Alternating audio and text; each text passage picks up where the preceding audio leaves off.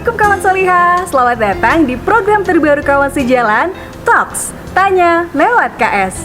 Di program ini, kawan Soliha bebas bertanya apa saja seputar Islam. Dan nanti akan ada tema berbeda setiap bulannya. Nah, di episode perdana ini, kita punya tema makna hidup. Dan sebentar lagi akan dijawab langsung oleh narasumber kita hari ini, yaitu Ummu Sajat. Langsung aja yuk kita temuin Ummu Sajat.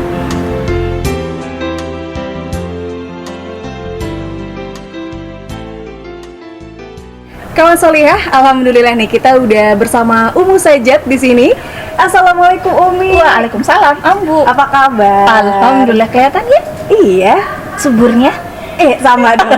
Ini berkah pandemi kayaknya. Alhamdulillah. Kita tuh udah sekitar 7 purnama kayaknya nggak ketemu offline nggak sih Umi? Enggak sih, Ambu. Enggak ya? Tadi barusan ketemu juga sih. Ini nggak usah bilang gitu. Oh, iya. Tapi kita alhamdulillah nih bisa ketemu secara langsung, biasanya betul. via Zoom doang, ya kan Om? Dan sekarang kita juga mau memperkenalkan program barunya KS, yaitu Talks Tanya Lewat KS nih Om. Apa itu, Ambu?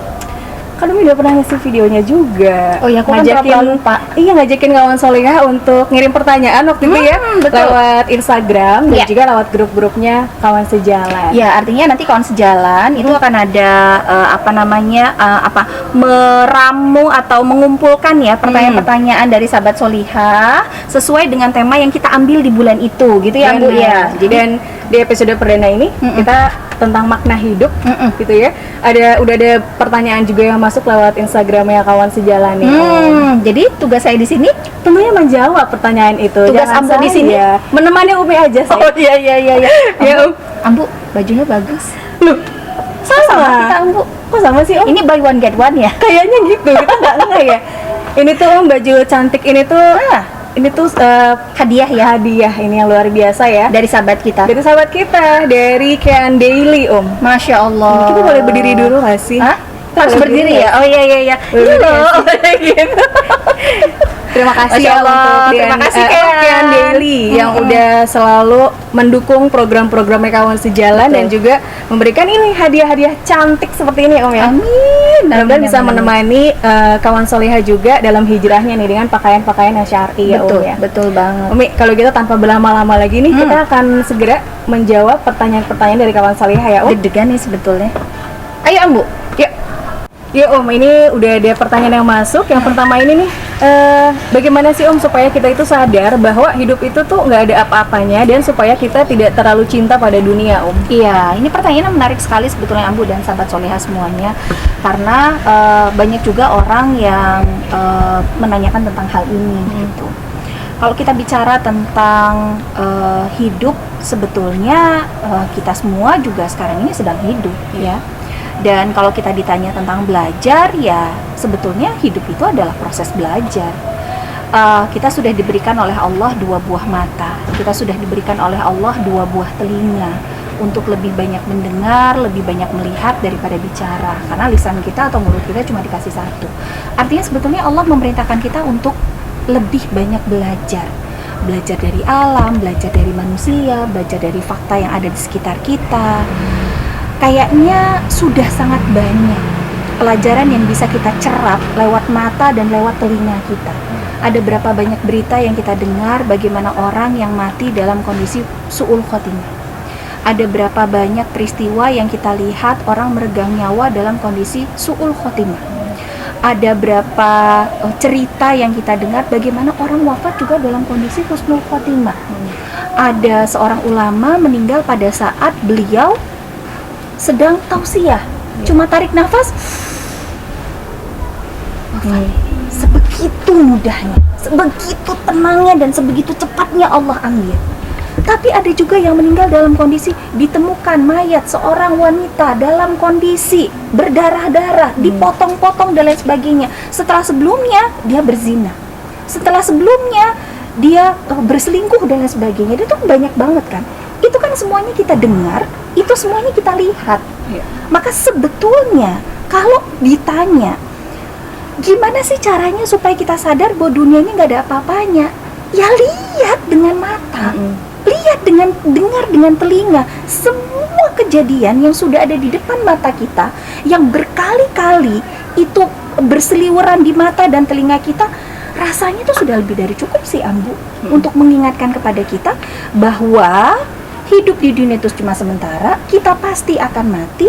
Pilihannya kita mau mati dalam kondisi apa dan dikenang sebagai siapa. Kalau yang kita kejar dunia, boleh sih kata Allah, tapi yang kita dapetinnya cuma dunia doang, gak ada lagi yang lain. Tapi kalau yang kita kejar akhirat, kata Umar bin Khattab, nanti dunia yang akan mengejarmu. Tapi kalau yang kamu kejar adalah dunia, maka akhirat pasti akan lari meninggalkanmu. Nah, ini terakhir-terakhir ini ya Bu ya, kita banyak sekali dapat berita tentang bagaimana banyak orang yang meregang nyawa dalam kondisi sangat mengenaskan. Yang terbaru malah di Bogor ya kan Ambu, ada wanita beberapa belas tahun usianya ditemukan dalam kondisi yang na'udzubillah min zalik begitu ya. Itu juga menjadi pelajaran buat kita. Kita pasti tidak ingin meninggal dalam kondisi seperti itu. Kita juga pasti tidak ingin dikenang menjadi orang yang punya track record yang buruk gitu. Karena manusia mati meninggalkan nama. Jadi bagaimana caranya? Lagi-lagi pakai mata kita, gunakan telinga kita, gunakan hati kita untuk mencerna semua kejadian yang ada di sekitar kita.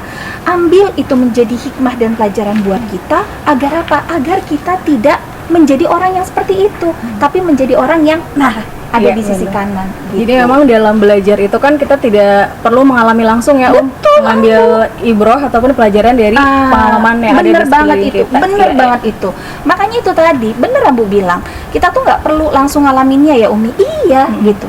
Kalau ngalamin yang enak-enak kita mau, tapi ngalamin yang nggak enak kan kita sebetulnya nggak mau. Jadi nggak perlulah kita maaf ya, berzinah dulu misalnya na'udzubillah min zalik ya, untuk kemudian tahu nggak enak ya ternyata zina itu ada AIDS dan lain sebagainya, tapi masa harus dirasain dulu? Cukuplah kita belajar dari orang-orang gitu, dan juga belajar dari para tokoh-tokoh hijrah yang mereka bilang jangan cobain, saya udah pernah ada di dalamnya, jangan cobain, ya udah jangan cobain, karena yang namanya guru itu tidak selalu kita dapatkan di kelas gitu, tetapi lewat orang-orang yang Allah pertemukan dengan kita sepanjang perjalanan kehidupan kita, itu semuanya adalah guru.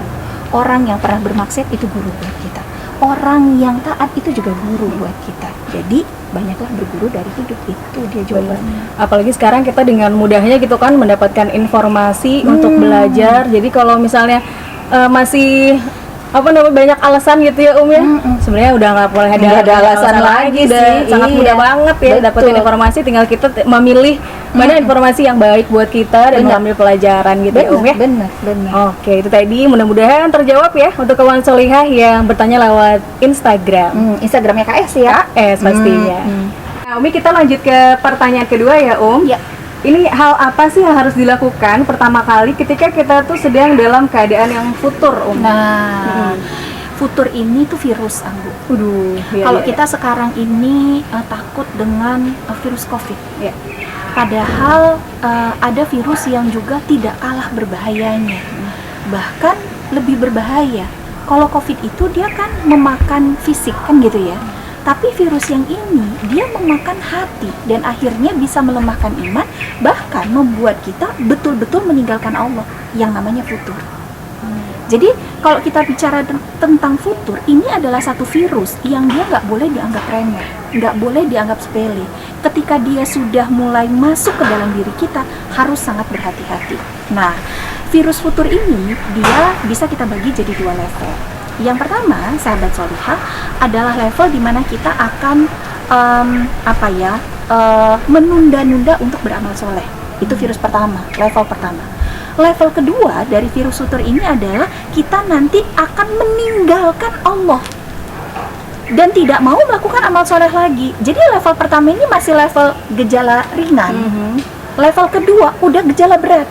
Nah, mumpung dia masih gejala ringan, kayak pertanyaan ini tadi ya, Ambu ya. Terus apa yang harus kita lakukan supaya dia nggak naik ke level gejala berat? Apa yang harus kita lakukan? Jadi supaya nggak sampai ke gejala berat. Nah, mumpung dia gejalanya masih ringan, nah di sini akan kita kasih obatnya nih, Ambu. Gitu. Obat pertama, Ambu dan sahabat solihah semuanya adalah menguatkan kembali sinyal. Karena kayak gini Ambu, kalau ada tanda-tanda mau tsunami, kan ada sekarang itu alat untuk mendeteksi dini tsunami kan, gitu ya Ambu. Nah, ada juga alat yang sebetulnya sudah disiapkan oleh Allah untuk mendeteksi virus-virus futur ini. Dari mana kemudian kita bisa merasakannya? Nah, ada satu alat yang namanya hidroksilah bilah. Apa itu hidroksilah bilah? Adalah kesadaran kita bahwa kita sama Allah itu punya hubungan. Bahwa kita sama Allah itu bukannya nggak ada hubungan apa-apa. Kita makhluk Allah Khalik yang tujuannya atau hubungannya adalah kita harus selalu taat dan patuh dengan apa yang Allah perintahkan. Nah, si hidroksilah bilah inilah yang harus dihidupkan sinyalnya. Jadi ini adalah obat pertama, hidroksilah bilah. Namanya itu obatnya. Kemudian bagaimana cara kita bisa mendapatkannya? Kalau dapetin obat kan di apotik. Kalau dapetin hidroksilah bilah di mana? Lewat ibadah-ibadah sunnah. Jadi ibadah sunnahnya mesti dikencengin. Loh, bukan ibadah wajib. Kalau kita muslim, ibadah wajib itu Ambu kan emang udah seharusnya. Gak usah dibahas lagi gitu, emang iya, harus ya, gitu. Tapi kalau ibadah sunnah itu kan opsional ya. Kalau kita mau mengambilnya, berarti kita naik level nih. Kalaupun tidak, ya berarti kita tetap ada di step pertama. Nah, hidroksilah bilah itu dia bisa didapatkan dan akan semakin kuat sinyalnya kalau kita menguatkan ibadah sunnah kepada Allah. Maka nih buat kita ya Ambu ya, buat sahabat solihah semuanya, jangan lupa ibadah sunnahnya dikencengin. Bentuknya bisa macam-macam. Mau saum sunnah, mau sedekah lewat menabungnya kawan sejalan. Ya kan Ambu? Iya betul. Kita kan kawan sejalan kan ya Ambu ya, bukan kita sih sebetulnya kawan sejalan ya Ambu. Itu kan setiap hari Jumat ada bagi-bagi nasi bungkus kepada para pencari rezeki harian ya Ambu ya. Tiap hari Jumat tuh kita keliling, bisa di Bogor, bisa di Bekasi kan gitu ya. Kemudian juga ada di Bogor Kabupaten ya. Masya Allah, Ambu yang udah pernah langsung terjun jalan ya Ambu. Gimana rasanya Ambu ngasih nasi bungkus itu, bukan nasi bungkus malah nasi box ya, dengan lauk yang Masya Allah banget gitu buat sahabat, bukan buat sahabat, buat para pencari rezeki harian itu. Mereka kan sangat berterima kasih. Loh, dananya dari mana? Ya lewat sedekah yang sahabat solihah titipkan lewat kawan sejalan. Itu ibadah sunnah. Iya. Kenapa? Karena ketika kita melakukan ibadah-ibadah sunnah, tidak hanya tadi saum, tidak hanya sholat sunnah, tidak hanya tilawah, tidak hanya sedekah dan lain sebagainya, begitu ya, itu akan mampu melembutkan hati dan menguatkan sinyal hidroksilah bilah. Jadi itu yang pertama. Obatnya namanya hidroksilah bilah. Lalu kemudian yang kedua adalah harus bersama-sama dengan sahabat-sahabat yang solihah. Karena kalau sendiri itu nggak kuat, kamu nggak akan bisa. Berat, terlalu berat ya ya. Jadi harus bareng-bareng. Jadi jangan sendirian. Maksudnya gimana? Teman-teman harus gabung di dalam sebuah komunitas dakwah. Apapun itu. Bisa apa? Bisa kawan sejalan. Bisa apa lagi? Kawan sejalan. Bisa apa lagi? Kawan sejalan. Cukup 3 kali. Ya. Kawan sejalan gitu. Kenapa sih harus di kawan sejalan? Iya, karena di kawan sejalan itu dia adalah komunitas khusus muslimah. Karena gini, kalau akhwat berkumpulnya sebaiknya dengan akhwat lagi. Kalau ikhwan, berkumpulnya dengan ikhwan lagi. Tapi memang nggak boleh saya misalnya masuk dalam komunitas dakwah yang di dalamnya bercampur. Dua adalah tadi ya, kita berkumpul bersama dengan satu komunitas gitu. Yang dia adalah komunitas yang mengajak kita dalam kebaikan. Itu komunitas dakwah. Dan sebetulnya sekarang itu banyak sekali komunitas-komunitas dakwah. Yaitu tadi, kawan sejalan. Kawan sejalan. Kawan sejalan. Ada lagi mungkin yang lain? Kawan sejalan. Kawan sejalan. Iya. Dan masih banyak lagi komunitas-komunitas yang lain gitu. Yang kalau kita ikuti kajiannya dari A sampai Z itu banyak sekali gitu. Termasuk ketika teman-teman tertarik untuk ikut menjadi part of kepengurusannya begitu ya, yaitu bisa langsung DM ke komunitas masing-masing. Itu yang kedua. Kemudian yang ketiga adalah yang pasti selalu mengingat kematian. Kenapa? Karena yang namanya ajal itu adalah pengingat terbaik bagi manusia. Ingat bahwa waktu kita terbatas, ingat bahwa kita bisa diambil kapan saja, ingat bahwa yang namanya ajal itu adalah nomor cabut bukan nomor urut ya. Ketika kita mengingat itu, maka setiap kali kita pengen menunda-nunda beramal soleh, apapun bentuk amal soleh itu, kita mikir, jangan-jangan gue mati nih habis ini, atau jangan-jangan besok wafat, atau jangan-jangan minggu depannya wafat. Sementara banyak sekali pekerjaan yang kita tunda-tunda. Dan sebetulnya Ambu, Allah sendiri tuh sebetulnya murka terhadap orang-orang yang mereka menunda-nunda beramal amal soleh, menunda-nunda kebaikan. Kan Allah katakan apa? Faiza faraqta fansob. Setelah kalian selesai dengan satu urusan, maka harusnya kalian bersegera melakukan urusan yang lain. Jadi Allah bukan bilang gini, abis kalian beres, rehat dulu deh, Rebahan dulu gitu. Abis itu kalau kalian udah mulai agak anget lagi nih, baru jalan lagi, kan gak gitu. Bahkan ketika urusan satu kita belum selesai, kita sudah harus berpikir tentang apa nextnya. Nah itu harusnya kita begitu. Nah berarti inilah yang ketiga, setidaknya 3 obat ini Ambu untuk mengatasi futur dalam gejala yang ringan. Hidroksilah bilah, berkumpul dengan satu komunitas dakwah, dan yang ketiga adalah mengingat kematian. Tapi kesadaran itu tuh harus muncul dari dalam diri atau bisa dari orang lain sih Om? Kalau hidroksilah bilah, dia munculnya dari dalam diri karena dia sinyal yang berasal dari dalam. Tapi untuk komunitas dakwah itu sebetulnya adalah bantuan dari pihak luar. Maksudnya gini, kalau kitanya sendiri sinyalnya di dalamnya lagi lemah, tapi kalau kita masih gabung dalam sebuah komunitas dakwah kayak penguat gini, sinyalnya ya Om? betul Ambu. Jadi kan dicolekin, Ambu belum zuhur ya, gitu. Ambu bajunya bagus banget, dari siapa? Dari Kean. Nah gitu ya kan, gitu misalnya. Iya, ada yang saling ngingetinnya gitu. Betul Ambu, karena yang ketiga, obat yang ketiga mengingat kematian itu juga kan berasal dari dalam diri kita. Iya. Itulah kenapa pentingnya sekali kita gabung di dalam sebuah komunitas dakwah gitu. Jadi memang dari saling dalam sama dari berkaitan luar juga ya. Iya. Dari dalam dan dari luarnya juga dia mengingatkan kita gitu ya. Betul Itu gitu dia tadi. kira-kira. Mudah-mudahan yang tadinya futur bisa kembali kuat sinyalnya ya. Amin, Untuk kembali amin. ke Allah tentunya. Amin Gitu. amin. Kita lanjut ke pertanyaan ketiga ya Om. Siap. Ya ini Om, mengapa Allah menciptakan kehidupan dunia kalau pada akhirnya yang abadi itu nanti di akhirat Om? Iya, ini pertanyaan juga menarik sekali sebetulnya Ambu ya, dan sahabat Solihah semua. Kenapa sih Allah ciptakan dunia dan kenapa Allah ciptakan akhirat? Kenapa sih nggak akhirat aja sekalian? Atau kenapa sih nggak dunia aja? Kenapa sampai harus ada dua? Gitu. Nah sahabat Solihah, yang namanya dunia itu dia adalah darul amal. Dia tempat kita beramal, dan akhirat itu adalah darul jaza, tempat kita tinggal menikmati atau memanen semua hasil yang sudah kita tanam selama kita hidup di dunia gitu. Makanya kenapa kemudian Allah menciptakan kedua alam ini buat kita gitu. Karena kalau Allah ciptakan akhirat saja, ya nggak ada amal buat manusia gitu. Kalau Allah ciptakan dunia saja, lalu bagaimana kemudian reward-reward yang sudah dijanjikan oleh Allah yang bentuknya pahala, syurga, neraka, dan seterusnya gitu. Memang sahabat Solihah semuanya, kita ini sebetulnya dan hakikatnya adalah penduduk surga. Karena kakek moyang kita dulu, manusia pertama yang Allah ciptakan itu memang penghuni surga.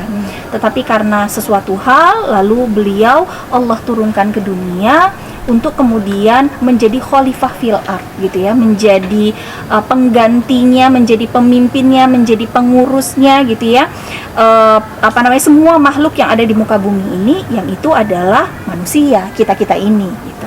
Jadi kenapa ada dunia? Ya karena dunia tempat kita beramal. Dan kenapa ada akhirat? Karena akhirat nanti tinggal memanen hasil saja gitu. Nah, yang penting adalah bagaimana kemudian sikap kita ketika kita hidup di dunia. Jadi pertanyaannya itu nggak sekedar berhenti, atau jawabannya itu tidak sekedar berhenti hanya pada dunia darul amal, I know, akhirat darul jaza, I see gitu ya, terus selesai. Enggak. Lalu bagaimana kita memaksimalkan dunia ini menjadi darul amal? Itu dia yang paling penting. Fokusnya itu di situ gitu. Fokus kita tidak boleh kepada sesuatu yang dia tidak akan bisa dijangkau oleh akal pikiran manusia. Misalnya gini, kita nggak usah berpikir tentang dunia itu bulat atau gepeng. Kan pertanyaan itu banyak banget ya, Ambu ya. Teori, dan orang tuh selalu berkutat tentang teori dunia bulat, dunia bundet, dunia gepeng, dan lain seterusnya gitu ya. Padahal itu sama sekali tidak membawa konsekuensi apa-apa. Tidak akan menambah pahala, tidak juga menambah kebaikan-kebaikan kita. Jadi dunia itu akhirnya jadi sia-sia. Kenapa? Perdebatan doang gitu ya? Iya, nggak membawa konsekuensi apa-apa. Atau misalnya apa? Akhirat itu bentuknya gimana ya? Surga itu kayak gimana ya? Yaumil hisab itu kayak gimana ya? Dan seterusnya. Nggak usah kita fokus ke situ. Kenapa? Nggak ada konsekuensi apa-apa terhadap amal kita. Sementara kita sudah tahu bahwa wa ma khalaqtul jinna wal insa illa liya'budun. Yang namanya kita manusia diciptakan di dunia tujuannya untuk ibadah sama Allah, bukan untuk mikirin dunia ini bulat apa gepeng, surga itu gimana, akhirat itu gimana, yaumil hisab itu gimana, dan seterusnya gitu. Gambaran tentang itu ada, tetapi memang secara umum. Kenapa? Karena Allah tahu kita nggak akan sanggup. Nah, berarti yang paling penting adalah memaksimalkan kehidupan kita selama kita masih ada di dunia. Memaksimalkan dunia menjadi tempat kita beramal solih. Itu sebetulnya.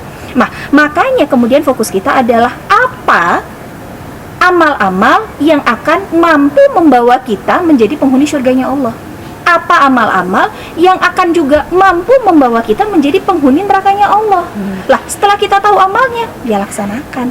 Karena kalau cuma sekedar tahu aja, itu kan cuma teori. Sementara yang akan dihitung adalah amalnya, bukan ilmunya. Nah, jadi itu dia jawabannya, Ambu. Jadi bukan hanya sekedar bicara tentang kenapa sih dunia sama akhirat dunia gitu ya. Kenapa nggak salah satunya saja gitu? Ya wallahu a'lam bishawab, Allah yang tahu itu gitu. Tapi yang pasti kita tahu dunia darul amal, akhirat darul jaza, dan di dunia Allah perintahkan kita untuk memaksimalkan amal ibadah. Nah, di situ fokus kita, memaksimalkan amal ibadah itu. Dan tidak ada satupun gitu kan penciptaan Allah itu yang sia-sia gitu. Betul. Kan. Kenapa sih kita ini ada di dunia ini juga kan pasti ada alasannya ya. Betul. Pasti ada misinya kita untuk di dunia, untuk apa? Betul. Itu tadi kan menjadi untuk khalifah, beribadah gitu kan. betul, kepada dan Allah. menjadi khalifah dan untuk beribadah kepada Allah gitu ya. Dan kemudian sebagai mukmin ya, sebagai mukmin, kenapa sih kita Allah ciptakan? Ya untuk menjadi penjaga-penjaganya Quran. Untuk menjadi penjaga-penjaganya agamanya Allah. Itulah tujuannya kita diciptakan di dunia. Dan semuanya itu tidak lepas untuk ke tujuannya di akhirat nanti yang kekal abadi betul. gitu ya. Nah, inilah yang disebut sebagai uqdatul kubro, Ambu. Jadi, apa itu uqdatul kubro? Dia adalah 3 simpul besar. Kubro kan besar ya. Uqdah itu kan simpul. Jadi kita nih manusia, sahabat solihah, itu biasanya atau paling tidak pernah berpikir tentang hal ini. Gua ngapain ya di dunia?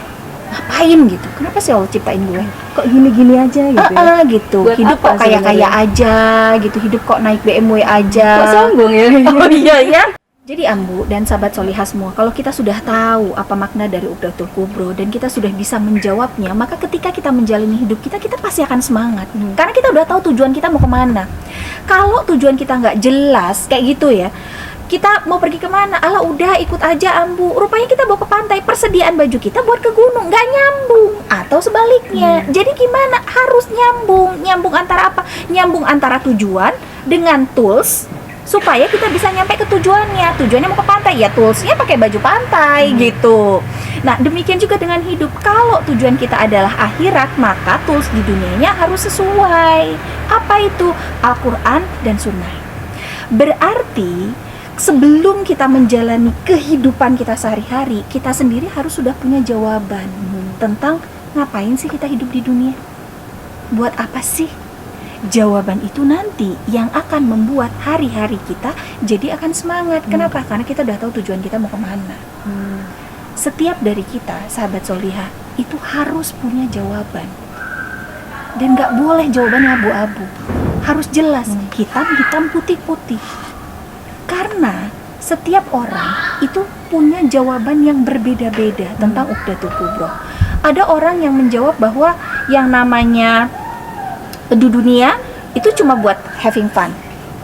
Nah, setiap dari kita harus punya jawaban, Ambu. Dan jawaban itu nanti yang akan menghantarkan kita pada aplikasi aktivitas kita sehari-hari. Kalau ada orang yang menjawab atau dia menemukan jawaban, ya hidup di dunia itu emang buat fun doang, ya maka dia akan memenuhi hari-harinya cuma buat fun buat diri dia sendiri. Maka jangan heran kalau kemudian kita mendengar berita ada artis yang ketangkap di satu klub malam untuk kesekian kalinya karena menggunakan narkoba. Ya karena buat dia makna hidup itu.